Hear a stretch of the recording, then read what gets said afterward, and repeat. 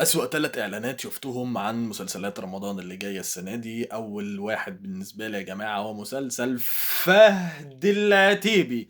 بصراحة مسلسل فهد العتيبي يا جماعة اتشرح كلّه في 30 ثانية، يعني الإعلان الرسمي ما نزلش ده لسه teaser كده بسيط، فاهم؟ المسلسل اتشرح، بيقول لك مرّة واحدة مخصّمة مع جوزها أو أهلها يعني خلّوها تخصّم مع جوزها وقتلوا ابوها، فهي راحت القسم بلغت عن جوزها ان هو اللي قتل ابوها، مع ان هم المفروض ناس تانيين مش جوزها، وجوزها هيتحبس ويتحكم عليه بكذا سنة. جوزها بعد ما يطلع هينتقم.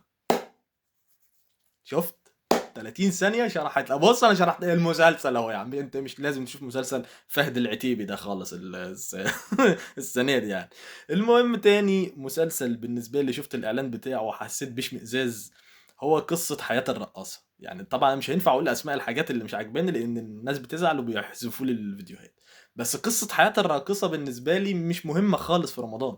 يعني انا ممكن اشوف اي نيلة غير ان انا اشوف ده، ممكن اتفرج على مسلسل اجنبي، فاهم؟ ممكن يبقى فيه سنس احساس شويه بيا كواحد محترم عن ان انا اتفرج عن قصه حياه رقاصه لابسه فيزون او ولا ليجينجز وقاعده تتنطط قدامي، وطبعا معروفه هي اكيد يعني مجبره على اللي هي بتعمله، وهي كمان كانت بتصرف على اخواتها الصغنطتين ومش عارف ومامتها مش عارف مالها وابوها متوفى، متوقع كل الكلام ده، فاهمني؟ فمعاناة الراقصة أنا مش مهتم بيها خالص، وأنا صايم ولا بعد التراويح ولا أي حاجة خالص. مش عارف مين بصراحة اتفرج على مسلسل بيحكي معاناة زي دي يعني.